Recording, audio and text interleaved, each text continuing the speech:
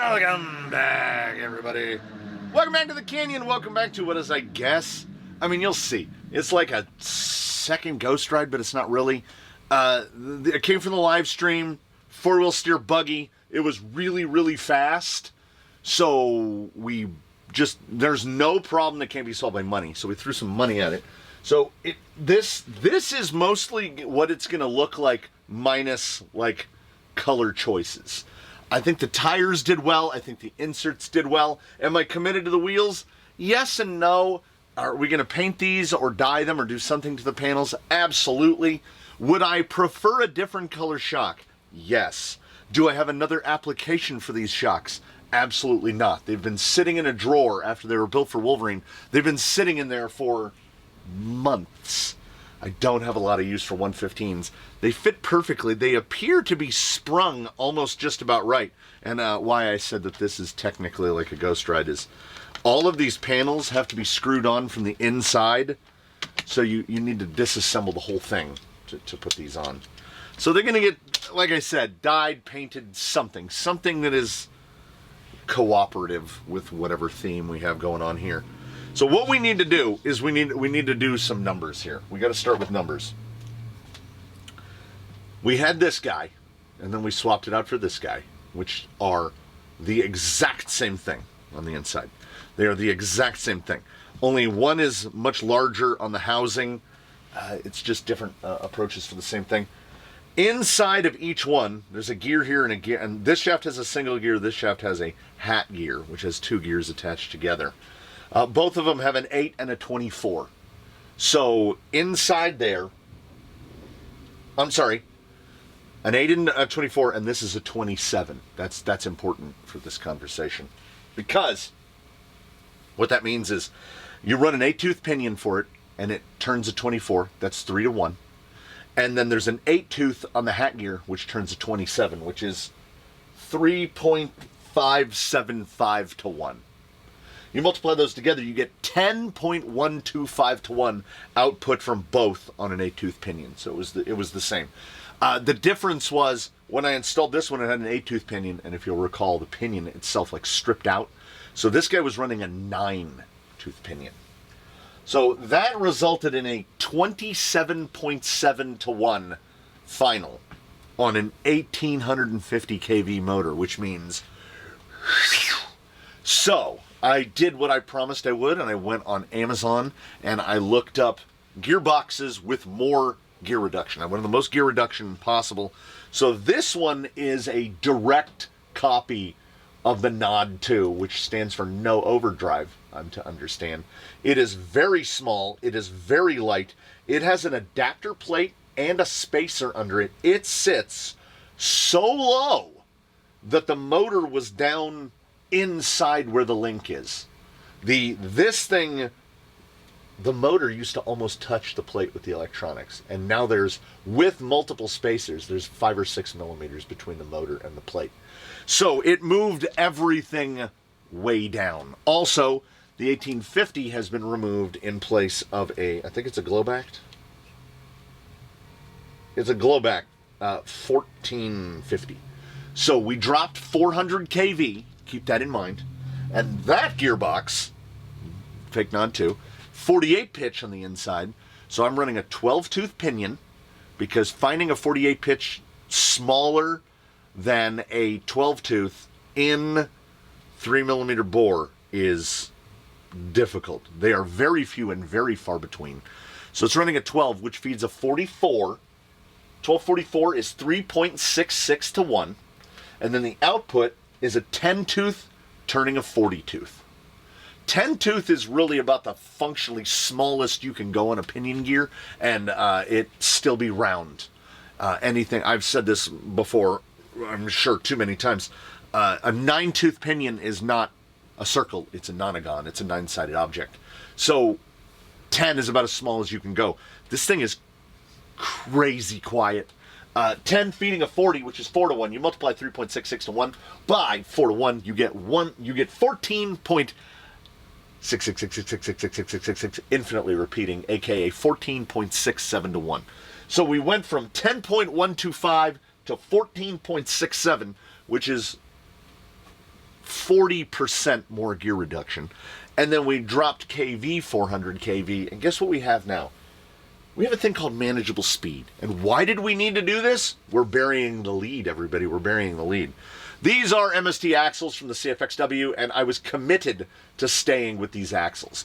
The easiest technique would have been to throw money at it and order a pair of Mias nylon fronts from Mias, directly from Mias in China, and just swap these axles out, run any of these gearboxes or an OD3 or whatever, and it would be absolutely fine. The reason that I outright refuse to do this is these axles were replaced on the vehicle, on Blue Sky High, by a set of Mias nylons. I wasn't going to replace them with Mias nylons again. We're going to make these work. Sometimes the easiest way is not the way that we want to choose. These axles work great, despite the fact that inside of them is inexplicable MST nonsense. In the center of this, despite the fact that the pumpkin is quite small, in the center of this is a 36-tooth ring gear and a 15-tooth pinion, which is, I think, explains why they're actually quite smooth. That is a 2.4 to 1 ratio, which is pretty close to the typical internal reduction of a gearbox, 2.4 to 1 internal. Then that feeds out to a portal, and I know I've mentioned in the past that they are planetary portals. What the planetary portal looks like is there's one at the top, there's two here, and then there's one below. I thought for the longest time that they were all the same size. I was wrong. Oh, I could do it like this. There's one at the top, there's two like this, and there's one like that. So that's what it looks like inside the portal box. Only, it's actually not that one. It's more accurately like this. See, a little bit bigger. 14, 14, 14, 16. That is a reduction of 1.14 to 1. If you multiply 2.4 by 1.14 to 1, you get 2.736 to 1 reduction in the axle. Now, if that doesn't make you go, what? Typical. Anything that's AR-44 based, and AR-44 based is pretty much everything, is a 30-tooth ring gear and an 8-tooth pinion. 3.75 to 1. Why you would make an axle with 30% less gear reduction than basically what is the de facto standard boggles the mind. Because then they also paired an axle with 30% less gear reduction with a gearbox that is also planetary, and I'm speaking about the CFXW here, meaning it has less reduction than a typical 3-gear gearbox. So you were ending up with a final drive ratio of about 35 to 1. So you're either going to use very low KV, very high turn, or low voltage. I think all of this stuff was designed apparently pretending that 3S batteries don't exist, and we don't run 2S anything. There's literally no reason to run 2S in a 10th scale system now, because 3S is this sweet spot. I have personally met folk that only run 4S. They won't even run 3S. So now, and I haven't dialed, this thing has a little bit of possession to it. I don't know if it's the UBEC. I don't know if it's the cheap Schmaraza servos. I don't know what it is. Every once in a while I'll sit here and it'll just go, meh. Like the radio is sitting over here and it goes, meh. I don't know what that's about. But, you know, we still have, there's plenty of power. Like, for what these servos cost, I'm on board with their level of performance. Now, it's still, there's this feeling of, you can still kind of feel how low the gear reduction is in the axles. It's a portaled rig that doesn't feel like it's portaled at all.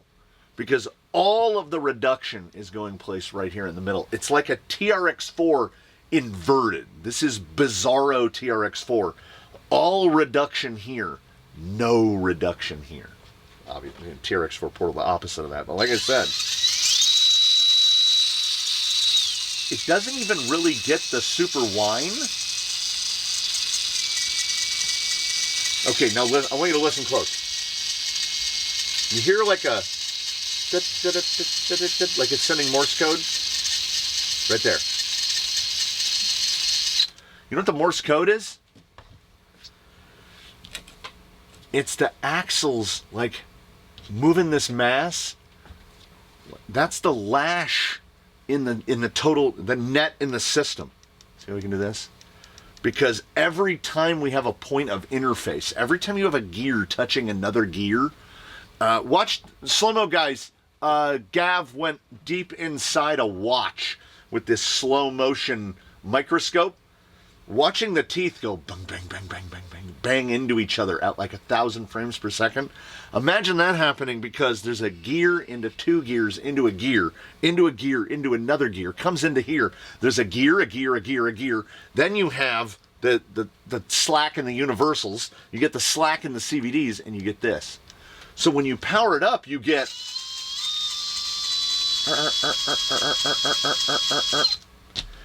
It is an imperfect system, but we may have managed to optimize that imperfection. I still have not plugged that speed control into a programmer. It's still just on its default settings. The Wi-Fi programmer is around here somewhere. I'm feeling more confident about it. It handled pretty well before. Now that I have some low speed control, I am more hopeful. As of the recording of this video, I don't know by the time it's up, I don't know what the numbers will look like then. The number is 310. This is, of course, the vehicle that will be departing the Canyon, built to leave. It will be departing for 10,000 subscribers when we reach 10,000, and it's going to go complete. The only thing that it won't have, this will be properly RTR. It's going with the radio, just you're not going to get a battery in it because they don't like when you try to ship LiPo batteries. So batteries will be up to you. I'm going to have to dig around and find a battery tray for this thing because I tend to cut them all up and throw them away. I hope I still have a 6AA battery tray for that. Yeah. So what we're going to do is we're going to test it, and then it will basically need paint and drive shafts. And again, thankfully, I did not order drive shafts because it moved the whole job forward about, I'd say 12 millimeters. So the rear drive shaft got longer and the front drive shaft got shorter. This thing needs to have drivetrain basically finalized before we go and start ordering drive shafts. The shocks, as I mentioned, were built for Wolverine. So they're pretty good. The springs are non-optimized. They're too short. They're basically 1040s, so they're way too short for these shocks. So sometimes they do a little one of this action. Well, don't twitch on me. But other than that, out on the rocks so far, they feel great. They're all fully rebuilt. Traxxas internals, Traxxas pistons, the whole deal. They don't leak. They're built well. I don't want to replace them because I don't have a use for them. I don't have any idea about colorway, and I don't know if it's the wheels that are throwing me off. I don't know what it is. We will come to a conclusion. By the time it leaves here, it will be painted, and that is regulars will know, that is a huge claim around these parts because there's like, oh God, there have to be 10 bodies in here that need to be painted. It might be more. It's starting to get overwhelming, and I'm going to have one of those days. The day is just going to be just right, and I'm going to spend 12 hours painting bodies. The last time I did that, that's what I did. I painted 4 bodies in one day, and that takes a toll on a man. So we will get to the paint later. We'll get to the rocks right around now, and I'm hopeful because I don't want to give away something that I wouldn't keep, if that makes sense. if you don't feel anything when you give it away, you're not really giving it away. So, we've got tweaking, we've got tuning, we've got a little bit more parts. Like it needs like a little motor back here, like some little looks. It definitely needs body panels. We'll get to that. It should do just about fine, and I will dig up the parts and we will manage to get this sealed a little bit. I should have ordered an Element. Unfortunately, the Element receiver box only comes with all the Element skirt plastics, much like how Vanquish does the bumpers. Do you know how many of those little side pieces I have for a Phoenix? Because I order Phoenix bumpers, and then I have all these plastics that I don't have any use for. I have so many. So I will probably at some point end up with a bunch of Element plastics that I don't need just to get a receiver box, because I would like something a little bigger than that. I wonder if I have a Capra fuel cell that I could fit in there. That's for later. Rocks are for now. So while I realize this installment is not functionally all that different from the last one, I've changed 2 parts. But those 2 parts, to me, very important. I mean, gear reduction, man. Gear reduction. Part of that's my fault. I was the one that opted to continue forward with MST CFXW axles, knowing that they don't have much of anything in the way of gear reduction. But, like, I don't understand. Is gear reduction expensive? Is it as expensive as shocks that don't leak? Because with few and far between, manufacturers refuse to give us non-leaky shocks or gear reduction. They're still pushing out if you put straight axles on your Basecamp RTR, the gear reduction is very close to the same gear reduction that this had before we changed it. Sub 40-1 is not a place that you want to be. This is 40.2-1 final on the 12-tooth pinion, because I can't find an 11, and a 1450 kV, which is, it's really hard to find Outrunners sub 1400 kV with a 3mm shaft for a standard pinion, like not converting a drone motor. You can get drone motors and stuff for electric skateboards and stuff. You can get stuff down to like 400 kV. But for our purposes, 1400 is kind of the bottom. It's so quiet now. Right there. Use that 4-wheel steer for 4-wheel steers. Whoa, hey, easy now. Whoa, hey. Oh, yeah. Ooh, I went into crab. I did not mean to go into crab. Oh, yeah. It's got some little... There's still something a little quirky about the performance. But at the same time, I'm kind of all right. Also, don't forget, guys. 50-50. No overdrive, no underdrive, no real ability to add it. Like I don't believe there's overdrive, underdrive, ring, and pinion for this. And I know there's nothing you can do with the portal gears. You would have to change the gearbox. And then in changing the gearbox, you lose the ability to get 14.7 gear reduction at the box. So I don't know. We'll try it this way. How much can we manipulate this just... Oh, yeah. Honestly, okay. We've got some performance caveats. There's some holes here. This thing is not, this isn't a line slayer, bro. You know what this is? If you've never had 4-wheel steer, and this comes from a guy with 3 of them. It's the 4th one I've put together. This is great. This is great. I'm more comfortable operating the 4-wheel steer on this one than I am on the ones that live here. Like, I feel like I do nothing but get into trouble with 4-wheel steer. This 4-wheel steer, I'm managing this. It's still a little, like, even on the 1400, even with this gear reduction, it's not Before the speed was excessive. It's manageable now. And we can get nice and slow. Oh yeah. This is the four-wheel steer. I'm super happy with that. And whatever the little that it does on the bench, I've never noticed it out here. I really desperately want to clean up the electronics a bit more. I want to get drive shafts that suit it better. There'll be some little tweaks.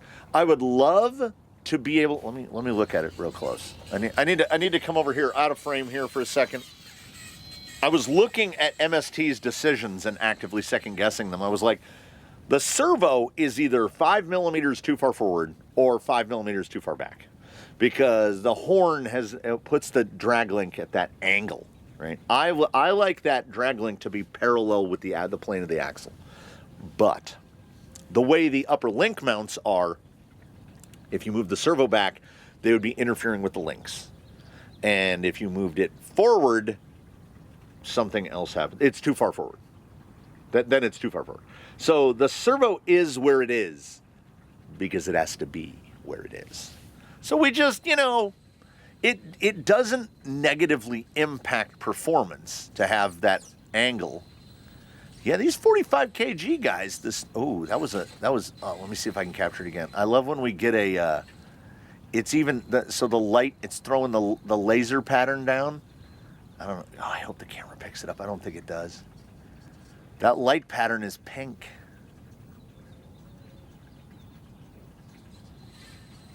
Yeah, these servos, for a very, very economical 45 kg servo, these are doing great. We've got a little bit of rise, and you know what that rise is from? I think I'm learning four-wheel steer, guys. We're doing it together. I think that rise is, for just a moment there, the rear end starts to outdrive the front. But we have four-wheel steer. So when you can basically increase and decrease your scrub angle. You can use the four-wheel steer to its strengths.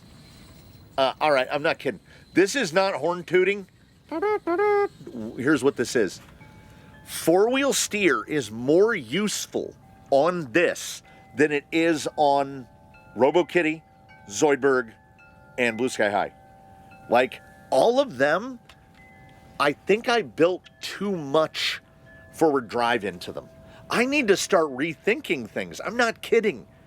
All of those vehicles, I want to say the lowest one is 18% rear underdrive. This, as I mentioned, is 0.00. It makes you use the four-wheel steer. You can drive Blue Sky High and RoboKitty without using RoboKitty has four-wheel steer because it has a monumentally long wheelbase and it helps you to maneuver. This thing, the four-wheel steer is part of the drive of it. You're basically using the four-wheel steer all the time, except when you're on flat ground. Also, as I incidentally learned or was taught by the Losi Rocklaw, directional tread, when paired to four-wheel steer, is not your friend. You want, the more hieroglyphic you can get that lug, the better.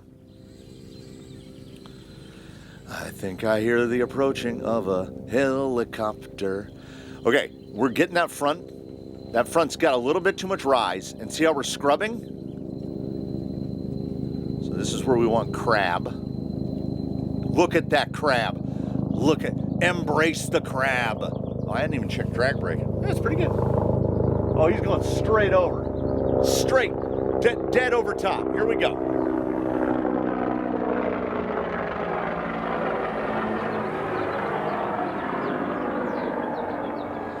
I have this fear / suspicion that the dude that put a bunch of rocks in his backyard has become some sort of navigational landmark for rotary wing vehicles.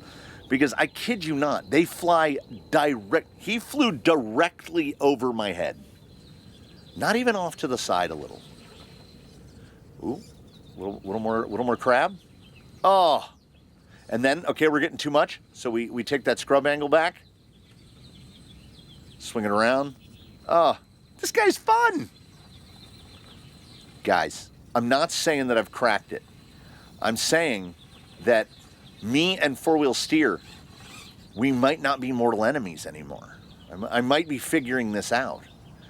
Does four-wheel steer want minimal amounts of torque split? To put this into a reference that only a select few will understand, I've built a rig with 2 outrunners in it, with 2 motors. 1 motor to the front axle, 1 motor to the rear axle. Think of it as a shafty moa. I firmly believe that that vehicle is not suitable for four-wheel steer for a number of reasons. A, I don't think the human brain can do it. You'll be thinking about too many things all at the same time. Four-wheel steer is already task switching. It's making you think about too many things at once. If you then institute double power sources, we now have discrete power sources for front and rear, and the ability to alter our underdrive and overdrive ratios on the fly, it's too much. It's too much. Now, but what driving this and driving that other guy now have me pondering is, I thought I needed more underdrive, so I would add more and more and more. Do I need no underdrive? I'm trying to think who would be the easiest one to test this experiment with. It would be, the absolute easiest would be Blue Sky High. Because he's on a Stealth XF, I can drop in 0% into that and see what it's like on 0. And also, Stealth XF can do 0, 6, 12, 18, you know, on and on and on. Pull that 18 out, maybe try it with 6. Because this, the best way to learn things is to learn them by accident. Then you're not prepared. That knowledge will just seep into you. Look at this. Would you guess that we're not using any underdrive or overdrive? Well, I mean, in true fairness to the CFXW axle, it's kind of all overdrive, isn't it? Because it's too. I have too many questions. Is it not the underdrive overdrive? Is it the reduction? RoboKitty is straight axle. The other 2 are portaled. This guy's portaled, but he's not. He's got the clearance of portals, but less than the reduction of a straight axle. So this is very different. I've built 4 four-wheel steer rigs now, and this one is the most radically different from the others. Yeah, I didn't think that 45 was going to have the sauce to push that around, but here we are. Oh, can we do it? Can we do a crab walk up this? No, too much steer from the rear. Need to try to position it a little more. Okay, now we cut it back. What I wouldn't have given for, I don't know, something. I needed something. It's a little bit of information overload. I am ordinarily not comfortable doing four-wheel steer. I don't know if it's old brain. I don't know what it is, but I'm second guessing my decisions all the time. And now this, while operating the four-wheel steer, I don't feel like I'm second guessing myself all the time, which is making me second guess all of my setup considerations that I've made on the other ones. And then it needs to turn into a this or that thing, a this versus that, because what is it that's holding me back with the other ones that's not holding me back here?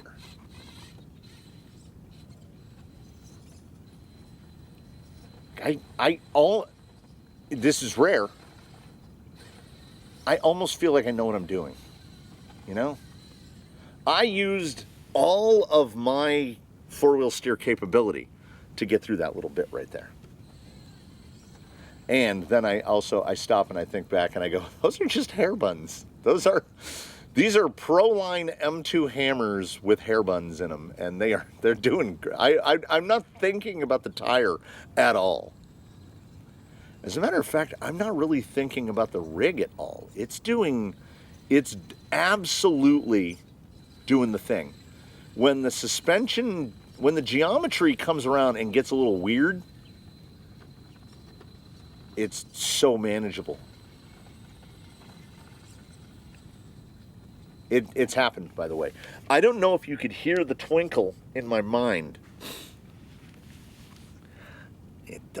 It's not giving something away if you don't care about it. Now I want to keep it because it's the only four-wheel steer drive I can rig. It's the only four-wheel steer rig I can drive. I'm better at this than I am at Blue Sky High, and Blue Sky High is it came from the Workbench Volume 2. That I've built like 7 chassis for. Just slide it. Oh, it did. Oh, please tell me that the shadow didn't obscure that. That catch on the fall was like a cat. Oh. This is a bad man. Oh, I had it and I hesitated.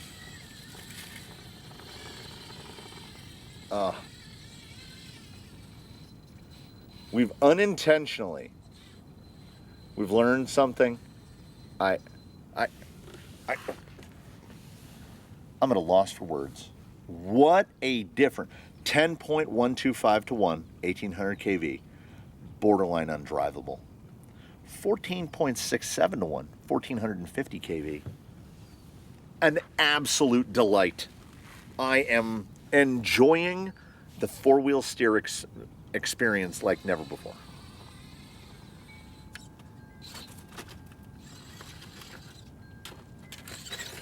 He just goes to wheels, man. He just goes to wheels.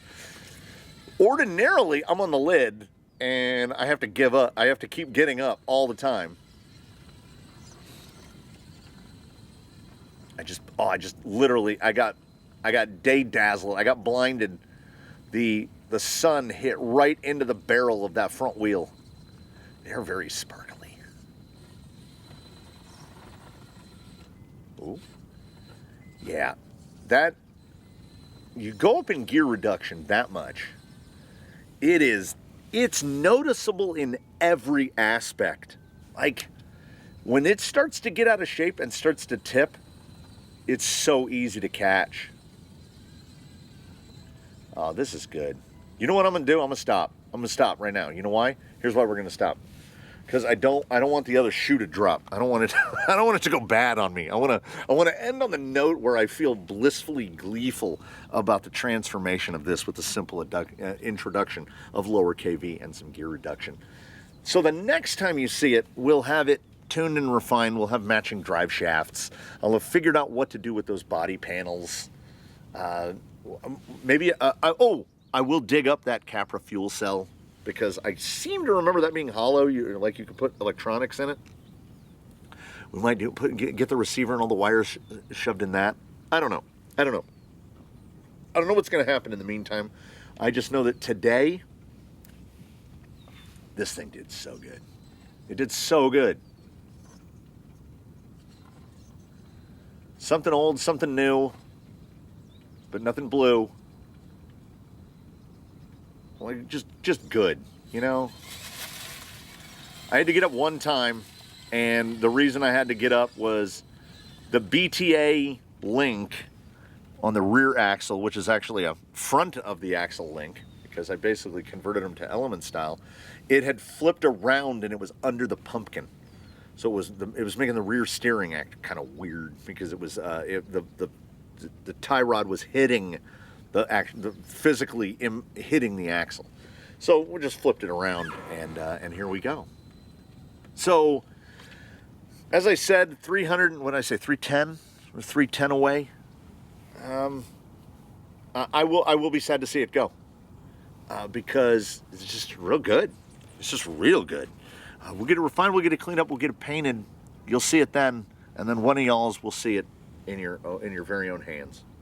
So, tune in for all those. Oh, by the way, for those unaware, we give these, it came from the live stream, we give these away on the live stream. You have to be in the live stream to be present to win it. And it'll be coming up pretty soon. Not super soon. It's not imminent. I don't gain subs that fast. But fairly soon, and I hope to see you then. I hope to see you in things in between, and I hope that in between all of those times, you one and all do your very best. Have a good one, everybody. We'll see you again here from the canyon. We'll see you when we see you.